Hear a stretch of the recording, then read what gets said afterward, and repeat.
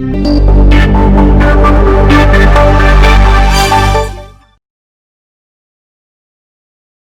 Friends, NK online learning में आपका स्वागत है। मैं हूं संजय गुप्ता और आप देख रहे हैं सी लैंग्वेज वीडियो सीरीज। देखते हैं एरे ऑफ पॉइंटर कैसे काम करता है। तो अगर हम सिंपल पॉइंटर की बात करें तो एक पॉइंटर एक बार में एक वेरिएबल के एड्रेस को होल्ड करता है। ठीक है, अब आपके पास बहुत सारे वेरिएबल्स अवेलेबल हैं, आप चाहते हैं कि एक ही पॉइंटर में उन सारे वेरिएबल्स के एड्रेस स्टोर हो जाए, तो उसके लिए हम पॉइंटर को किस में कन्वर्ट कर देंगे? एरे ऑफ पॉइंटर में। तो अब इसका एक एग्जांपल देखते हैं। फॉर एग्जाम्पल अपने पास में ये 3 वेरिएबल है और मैं चाहता हूं कि तीनों वेरिएबल के एड्रेस एक ही पॉइंटर में स्टोर हो, तो आप उस पॉइंटर को एरे ऑफ पॉइंटर के थ्रू डिक्लेयर करेंगे। So this is array of pointer. तो पी पॉइंटर, उसका साइज है 3, तो वो एक टाइम पर 3 एड्रेस अलग अलग लोकेशन पर स्टोर करेगा। फिर आपको लिखना होगा P of 0 equals to address of A, P of 1 equals to address of B, P of 2 equals to address of C. So this is A, this is B, this is C. 2, 3, 4 ये इनकी values और ये suppose इनके address, base address. Then P pointer बनाया, ये इसके index. अब इसकी वैल्यूज होंगी 101, 201 और 301। तो ए का एड्रेस 0 इंडेक्स पे गया, बी का एड्रेस 1 इंडेक्स पे गया और सी का एड्रेस 2 इंडेक्स पर। तो इस तरीके से ये मेमोरी ब्लॉक बनेगा। अब जब भी आपको प्रोसेस करना है किसी भी वेरिएबल को ए बी सी, तो आप उसको पी पॉइंटर के थ्रू प्रोसेस करवा सकते हैं। तो सपोज आपको ऐड करना है, सम कैलकुलेट करना है, तो आप ये लिख सकते हो।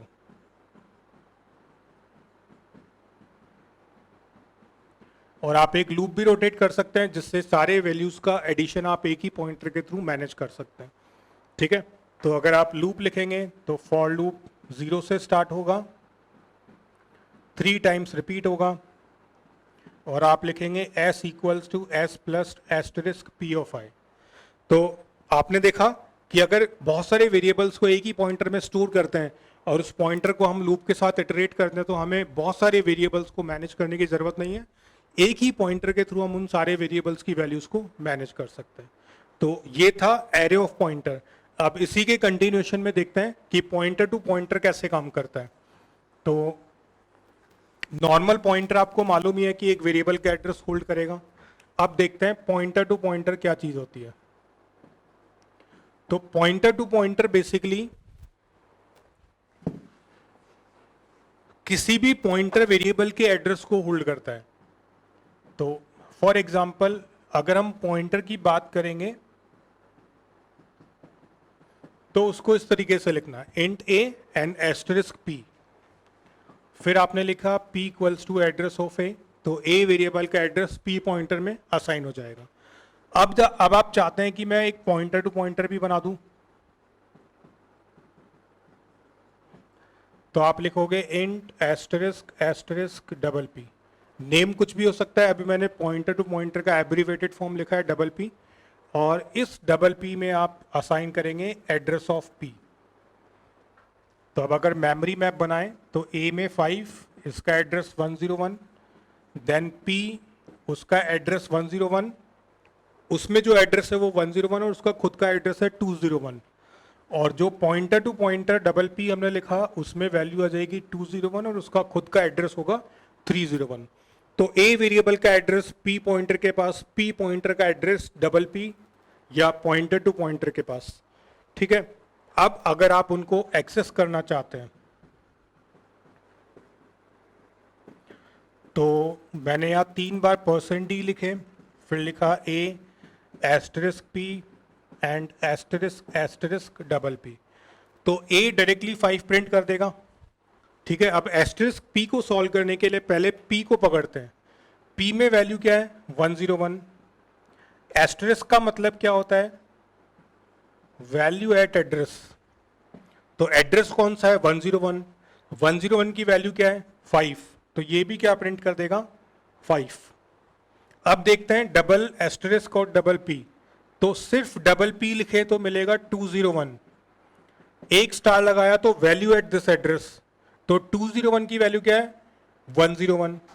फिर एक और स्टार लगाया तो वैल्यू एट 101 जो कि है 5, तो इसके थ्रू भी आपको क्या मिल जाएगा 5। तो इस तरीके से पॉइंटर को, पॉइंटर के एड्रेस को स्टोर करना है तो आपको पॉइंटर टू पॉइंटर बनाना है। अब अगर पॉइंटर टू पॉइंटर का भी एड्रेस स्टोर करना है तो आप pointer to pointer to pointer भी डिक्लेयर कर सकते हैं। तो उसके लिए आपको लिखना होगा इंट ट्रिपल एस्ट्रिस्क, और लेट्स से हमने उसका नाम लिख दिया एक्स, नेम कुछ भी हो सकता है। तो 3 स्टार यूज करेंगे तो वो पॉइंटर टू पॉइंटर का एड्रेस होल्ड करेगा। अब हम देखते हैं डायनेमिक मेमोरी लोकेशन क्या होता है। तो अगर आपने पॉइंटर वाला लेक्चर देखा होगा तो उसमें मैंने आपको बताया था कि पॉइंटर को हम कैसे यूज करते हैं और कैसे हम एड्रेसेस के थ्रू वैल्यूज को रिट्रीव या मॉडिफाई करते हैं। ठीक है, अब हम देखेंगे पॉइंटर का रियल यूज क्या होता है। तो अब जो प्रोग्राम बनेगा उसमें वेरिएबल का नेम नहीं होगा, वेरिएबल का सिर्फ एड्रेस अलोकेट होगा जो कि डायनेमिक मेमोरी लोकेशन के थ्रू प्रोसेस होगा। तो डायनेमिक मेमोरी लोकेशन का यूज समझते हैं पहले, कि जब भी आपको मेमोरी एलोकेट करनी होती है तो आज तक आपने मेमोरी एलोकेशन स्टैटिक किया था। स्टैटिक मतलब कि आपने लिखा इंट ए या फिर इंट ए ऑफ 10। तो क्या एग्जीक्यूशन टाइम पर इन दोनों वेरिएबल का जो मेमोरी साइज है वो इंक्रीज या डिक्रीज हो सकता है? रन टाइम पर नहीं, आप इंक्रीज या डिक्रीज नहीं कर सकते। वो जब कोड लिख रहे हैं उसी टाइम पर हो सकता है, एग्जीक्यूशन टाइम पर नहीं होगा। अब अगर आपने इस प्रोग्राम को 2 बार रन किया, जब आप फर्स्ट टाइम रन कर रहे हैं तो आपको 5 नंबर इनपुट करने थे, सेकेंड टाइम आपको 7 नंबर इनपुट करने थे। बट अगर हम एरे की बात करें, इसको हटा देते हैं, एरे की हम बात करें तो साइज है 10, तो फर्स्ट टाइम भी साइज 10 रहेगा और सेकेंड टाइम भी साइज 10 ही रहेगा, जबकि फर्स्ट टाइम रिक्वायर्ड था 5 और सेकेंड टाइम रिक्वायर्ड था 7। सो इस केस में आपके पास यूज करने के लिए अवेलेबल होगा डायनेमिक मेमोरी एलोकेशन। डायनेमिक मतलब रन टाइम मेमोरी एलोकेशन, जितनी मेमोरी रिक्वायर्ड है उतनी ही अलोकेट होगी, उससे ज़्यादा नहीं और उससे कम भी नहीं। और इसमें एक और फंक्शन अवेलेबल होता है रीअलोकेट, और यू कैन से रीअलोक। तो रीअलोक क्या करेगा, जो मेमोरी एलोकेटेड है उसको फिर से अलोकेट करके और साइज एक्सपेंड या उसको डिक्रीज कर सकता है। ठीक है, तो डिफरेंस आपको समझ में आ गया होगा कि रन टाइम पर जितनी रिक्वायरमेंट है उतनी मेमोरी एलोकेट करनी है तो हम डायनेमिक मेमोरी एलोकेशन को यूज़ करेंगे। और रन टाइम पर मेमोरी फिक्स्ड है हर एग्जीक्यूशन पर कि हमें हमेशा 10 नंबर्स ही इनपुट कराने हैं, तो आप स्टैटिक मेमोरी एलोकेशन को भी प्रेफर कर सकते हैं। तो सबसे पहले डायनेमिक मेमोरी एलोकेशन में कौन कौन से फंक्शन अवेलेबल हैं वो डिस्कस करेंगे, फिर एक कंप्लीट प्रोग्राम लिखूंगा जिसमें उन सारे फंक्शंस को यूज़ किया जाएगा। तो डायनेमिक मेमोरी एलोकेशन के लिए सबसे पहला जो फंक्शन है वो यूज करते हैं मैलॉक, मेमोरी एलोकेशन। तो मैलॉक मेमोरी एलोकेट करेगा, तो इसके लिए आपको एक पॉइंटर डिक्लेयर करना होता है। देन इसका रिटर्न टाइप होता है void pointer malloc, then size of data type multiplied by N, जितनी मेमोरी आपको एलोकेट करवानी है। एंड ये जो वॉइड पॉइंटर है इसको आप चेंज करेंगे, let's say p is of type integer, so void pointer किस में कन्वर्ट हो जाएगा, इंट एस्टरिस्क, राइट। अगर ये फ्लोट पॉइंटर होता तो यहां लिखते फ्लोट एस्टरिस्क, कैरेक्टर पॉइंटर होता तो character asterisk. Then second is calloc. तो मैलॉक अगर आप यूज कर रहे हैं और मेमोरी ब्लॉक्स एलोकेट होंगे तो हर ब्लॉक को गार्बेज वैल्यू असाइन होती है। आप चाहते हैं कि इनिशियली उसको कुछ पर्टिकुलर वैल्यू असाइन हो तो आप कैलॉग यूज कर सकते हैं। तो कैलॉग इनिशियलाइज करता है 0 से,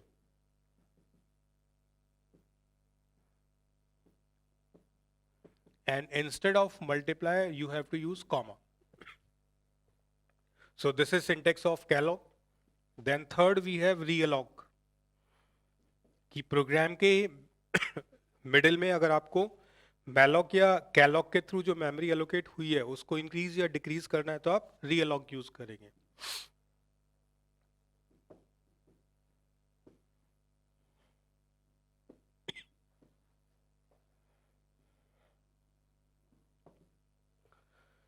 right, then fourth one is free, dynamically allocated memory को डिस्ट्रॉय करने के लिए आप फ्री यूज करते हैं। तो जहां भी मैंने p लिखा है इट डिनोट्स पॉइंटर। रियल ऑक में भी पॉइंटर पास करना है, जिसको कि मॉडिफाई करना है तो हम इसको p भी लिख सकते हैं। तो हमें p का साइज मॉडिफाई करना है n से, और वो फिर से किसको मिल जाएगा, p को। जहां भी वॉइड पॉइंटर लिखा है वहां ध्यान रखिएगा जिस टाइप के पॉइंटर में वैल्यू या एड्रेस आप रिसीव करवा रहे हैं उसमें टाइप कास्ट करना होगा। तो ये 4 फंक्शन अवेलेबल है। इन चारों फंक्शन का यूज अब एक प्रोग्राम में देखेंगे। तो जो प्रोग्राम मैं इंप्लीमेंट करूंगा वो यूजर से n नंबर्स इनपुट कराएगा एंड उसका सम कैलकुलेट करेगा। ठीक है, तो हमें n नंबर्स का सम कैलकुलेट करना है। तो प्रोग्राम ए पहली बार रन किया और आपको सॉरी 5 नंबर ही इनपुट कराने हैं, वो पॉसिबल होगा। सेकेंड टाइम प्रोग्राम रन किया, आपको 15 नंबर से इनपुट कराने हैं तो 15 के अकॉर्डिंग काम करेगा। तो जो मेमोरी एलोकेशन है वो डायनेमिक होगा, जिससे कि मेमोरी को सेव किया जा सके। तो अब इसको इरेज करते हैं।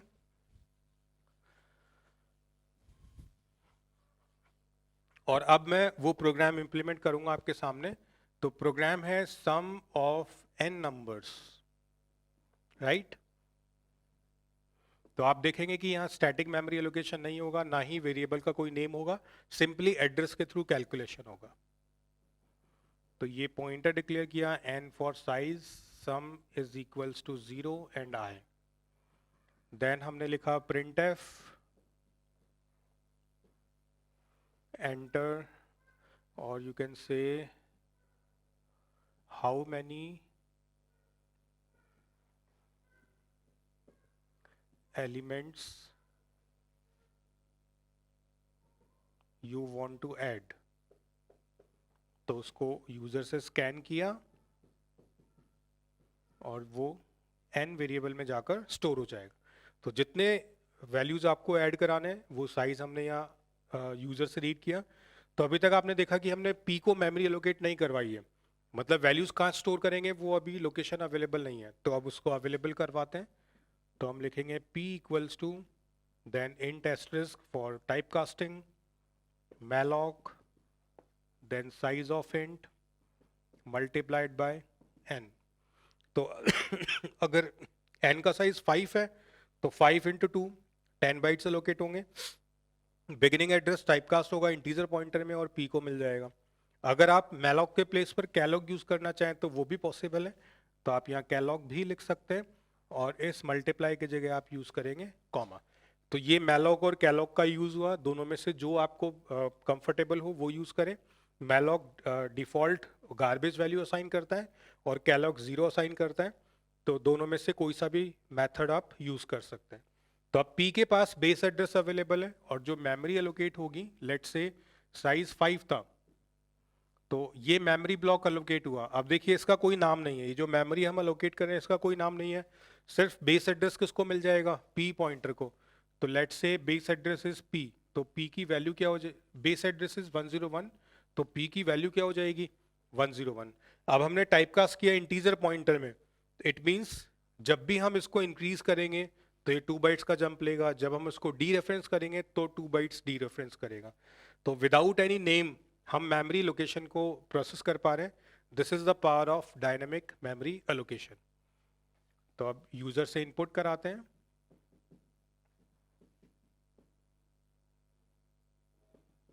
सो n टाइम्स लूप रिपीट होगा, नंबर्स यूजर से इनपुट कराते हैं। तो अब देखिए यहाँ पर हमें एम्परसेंट भी यूज नहीं करना होगा, आप सिंपली क्या यूज कर सकते हैं, p प्लस आई। तो p ऑटोमेटिकली एड्रेस प्रोवाइड कर रहा है, हमें सिर्फ i उसमें ऐड करना है ताकि अगले एड्रेस अवेलेबल हो जाए। एंड सम कैलकुलेट करने के लिए sum equals to sum plus, यहाँ पर एस्टेरिस्क p प्लस आई लिखेंगे क्योंकि हमें इस लोकेशन की वैल्यू को ऐड करना है। एंड लूप कंप्लीट होने के बाद आप प्रिंट कर सकते हैं सम।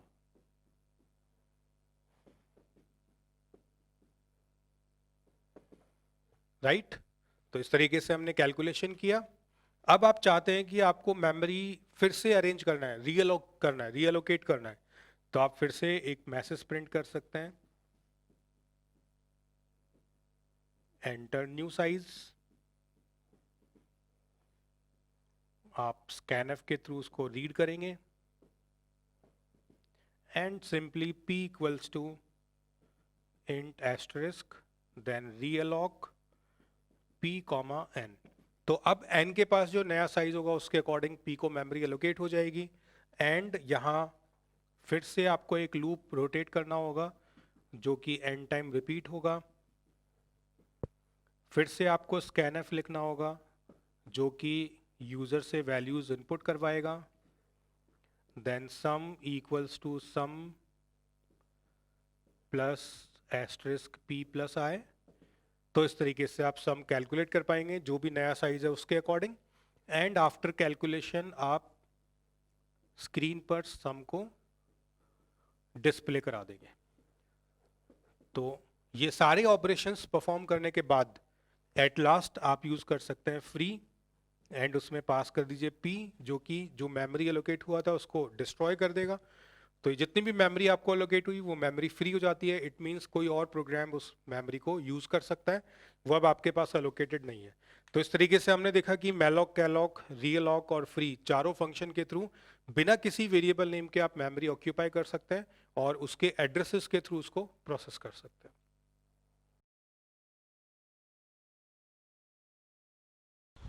तो अब देखते हैं डायनेमिक मेमोरी एलोकेशन में जो प्रोग्राम मैंने आपको थियोरेटिकली एक्सप्लेन किया, अगर उसको प्रैक्टिकली एग्जीक्यूट करना हो तो वो कैसे होगा।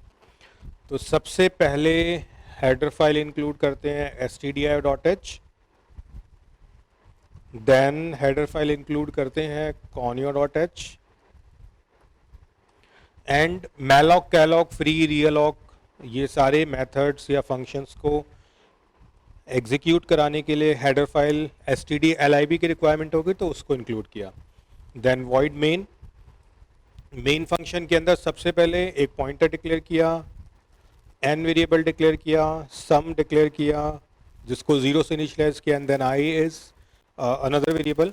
एंड यहाँ पर आप देख सकते हैं मैंने कोई भी एरे नहीं बनाया, एरे डायनेमिकली बनेगा थ्रू मैलॉक और कैलॉक। तो सबसे पहले हम यूजर से इनपुट कराते हैं एंटर साइज ऑफ एरे, उसको रीड करने के लिए लिखा है scanf %d %n। तो n वेरिएबल में जो भी एरे का साइज है वो स्टोर होगा। It means now you can use n variable to allocate the memory. So p equals to integer pointer, then here we can use malloc और calloc as per the requirement, size of int multiply n। तो अगर हम malloc use कर रहे हैं तो यहाँ multiplication and then n use करना है।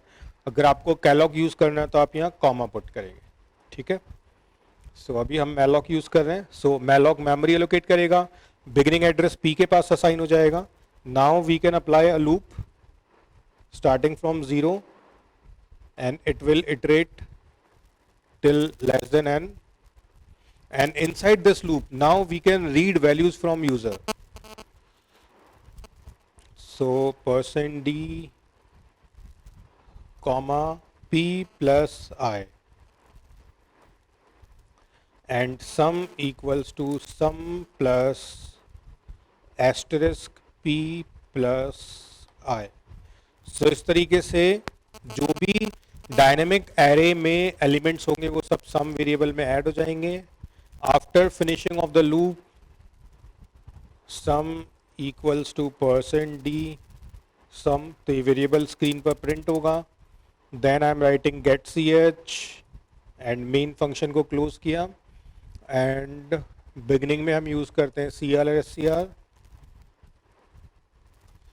अब अगर इसको एग्जीक्यूट करते हैं तो आप देखेंगे कि पहले साइज इनपुट करना है। लेट से मैंने एंटर किया 5, अब मैं 5 टाइम्स 1 एंटर कर रहा हूं तो आप देखेंगे सम प्रिंट हुआ 5। तो इस तरीके से हमने मैलॉक समझा। अगर मैलॉक से एलोकेटेड मेमोरी को डिस्ट्रॉय करना है तो आप यूज कर सकते हैं free and then pointer p। तो अब ये आपको विजुअलाइज नहीं होगा कि मेमोरी डिस्ट्रॉय हो रही है, बट यू कैन इमेजिन कि बैकग्राउंड में जो भी मेमोरी आपने एलोकेट किया वो ऑटोमेटिकली फ्री हो जाएगी। Now we are going to use realloc. तो जैसे कि अभी हमने साइज इनपुट किया 5 और 5 एलिमेंट्स एंटर कराए, और उस प्रोसेस के बाद अगर आपको एक different set of values read करना है जिसका साइज 5 से कम भी हो सकता है या ज्यादा भी हो सकता है, तो आप क्या करेंगे, एक और printf, उसमें लिखेंगे enter new size of array, then उसको रीड करेंगे n वेरिएबल में ही, एंड फिर आप यूज करेंगे p equals to realloc then p comma n। तो जो p में एग्जिस्टिंग मेमोरी थी वो या तो श्रिंक होगी, एक्सपेंड होगी based upon value of n, और वो फिर से p के पास अवेलेबल हो जाएगी। And now for this new allocated memory you can apply same process. तो मैं इसी को कॉपी कर रहा हूं and I am pasting it here.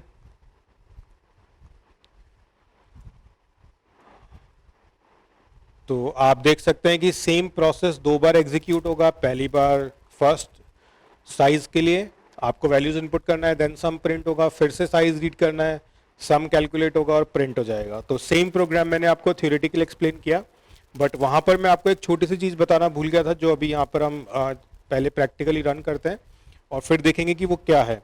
तो मैं इसको रन करता हूं।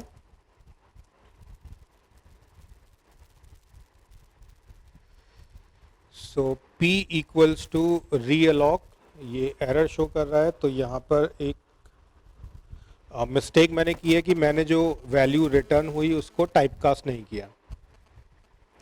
तो एक इंट पॉइंटर और आपको यूज करना है। अब अगर इसको रन करेंगे तो ये प्रॉपरली एग्जीक्यूट होगा। मैंने एंटर किया 5, तो मैं 5 टाइम 1 इनपुट कर रहा हूं, तो आपने देखा 5 सम आया। फिर न्यू साइज अभी मैं एंटर करूंगा 4, तो मैंने 4 टाइम 1 एंटर किया, तो आप देख रहे हैं सम आया 9। तो ऐसा क्यों हुआ? क्योंकि हमने सम वेरिएबल को रीइनिशियलाइज नहीं किया।